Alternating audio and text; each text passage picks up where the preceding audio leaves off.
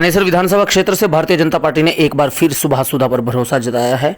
Hat trick के दावे के साथ बीजेपी ने तीसरी बार सुभाष सुधा को मैदान में उतारा है। सुभाष सुधा ने कार्यकर्ताओं से एक निजी होटल में संवाद किया और बैठक के दौरान उन्होंने कार्यकर्ताओं में जोश भरा। सुभाष सुधा को लगातार तीसरी बार टिकट मिलने से कार्यकर्ता उत्साहित नजर आए।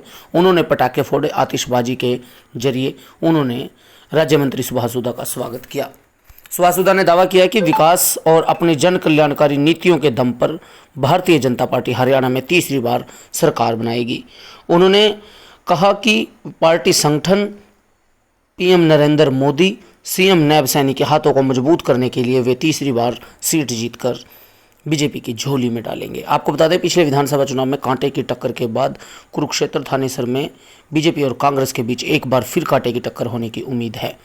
थानेसर विधानसभा क्षेत्र से विधायक एवं राज्य मंत्री सुभाष सुधा हैट्रिक का दावा कर रहे हैं। आपको बता दें कि 1967 से 68 और 1972 में यह सीट कांग्रेस ने जीती थी। 77 में जनता पार्टी ने कांग्रेस से यह सीट छीन ली थी। उसके बाद 1982-87 में लोकदल के विधायकों ने इस सीट का प्रतिनिधित्व किया था। हालांकि 90 के उपचुनाव में जनता दल ने यह सीट जीत ली थी।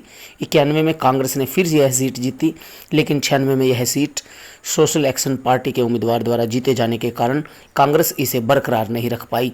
वर्ष 2000 के विधानसभा चुनाव में यह सीट इनेलो ने, 2005 में कांग्रेस तथा 2009 में इनेलो ने, वर्ष 2014 में यहाँ पहली बार कमल खिला जब सुभाष सुधा ने यह सीट जीती थी। 2019 के चुनाव में भी सुधा इसे बरकरार रखने में सफल रहे। वर्ष 2014 में सुधा ने इनेलो विधायक तत्कालीन पार्टी प्रदेशाध्यक्ष अशोक रोड़ा को हराया था। हालांकि 19 के चुनाव में 4 बार के विधायक अशोक रोड़ा ने कांग्रेस के टिकट पर चुनाव लड़ा, लेकिन सुधा से 842 मतों से चुनाव हार गए।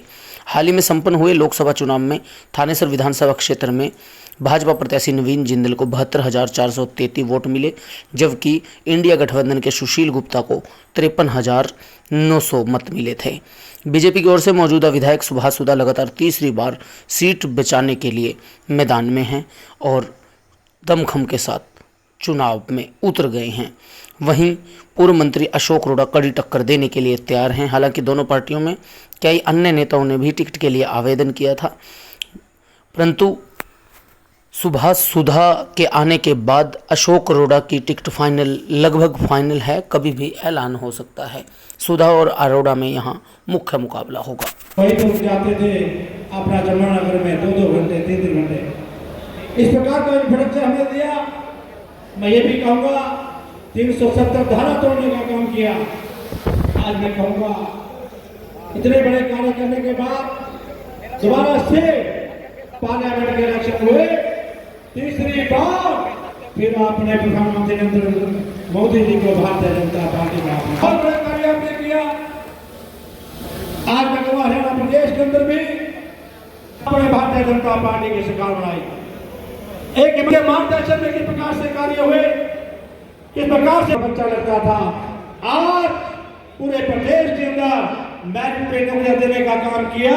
तो मैं कहूँगा हरियाणा कौशल के तहत भी नौकरियां ईमानदारी पर देने का काम किया। आज मैं कहूँगा पहले गरीब आदमी का शोषण होता था, डीसी रेट पे लगता था, उसको 5,000 6,000 रुपये मिलते थे, लेकिन आज उसके खाते में पैसे जाते हैं पूरे। ऐसा कौशल विभाग हमने शुरू किया। इसी के साथ ही हमने बहुत बड़ी उपलब्धि की, पैसे किसी की पेंशन कोई खा जाता था। आज प्रदेश के अंदर पेंशन और खाते पे आने का काम किया। ये बहुत बड़े कार्य किया प्रदेश के अंदर। कहीं भी घूमे आदमी, आज पूरे देश के अंदर कहीं जाए, लेकिन पेंशन उसके खाते में आने का काम किया। आज मैं ये भी कहूँगा, पहले गांव के अंदर, शहर के अंदर गरीब परिवारों के बीपीएल बनते थे 5 या 7, लेकिन आज एक गांव के अंदर 700 बीपीएल कार्ड बने। मैं ये भी कहूँगा 3 दिन पहले इससे ज्यादा संख्या में आए, मैं अपना बहुत बहुत धन्यवाद करता हूँ। साथियों, यूनिवर्सिटी कॉलेज से मैंने अपनी राजनीति शुरू की थी। जब मैंने यूनिवर्सिटी कॉलेज के अंदर प्रथम में एडमिशन लिया था, तो पहली बार सीआर बना था 302 वोटों से 299 वोटें आपके भाई को पड़ी थी। मैं आपके बेटे का निश्चिकाल देवेंद्र लगातार उसके बाद मैंने डिपार्टमेंट में इलेक्शन लड़ा।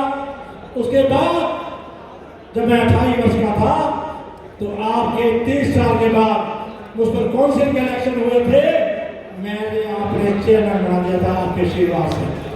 लेकिन मेरे मन के अंदर एक तमन्ना थी कि किस प्रकार से मैं आपकी सेवा कर सकूं। मेरे पास एक ग्रीन पेन होता था, उसकी मैं टोपी फेंक देता था, मुझे कोई कहीं मिलता था हाउस टैक्स माफ, नक्शा पास। जब मैं शाम को आता था तो मेरी उमा जी कहती थी कि मैंने तो कुर्ता पजामा आपको व्हाइट भेजा था, लेकिन आप इसको ग्रीन करके रहे। मैं कहा ये बेचारा लोगों का दिल जीत के लाया, कुर्ता पजामा हरा नहीं करके आया। ऐसी व्यवस्था थी। आज मैं आपको दिल की बात सुना रहा था। लगातार उसके बाद कॉर्पोरेशन के इलेक्शन हुए, होने के बाद मैंने एक रखा, फिर उसके बाद उमा जी ने एक बार चेयरमैन बनना था। लेकिन आज जो विपक्ष में बैठे हैं उन्होंने धोखाधड़ी कर मुझे नहीं बनने दिया।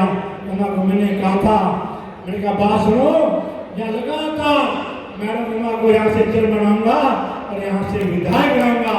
आपके आशीर्वाद से लगातार चेयरमैन बनी और 2 बार आपने मुझे अपने आशीर्वाद से विधायक बनाया।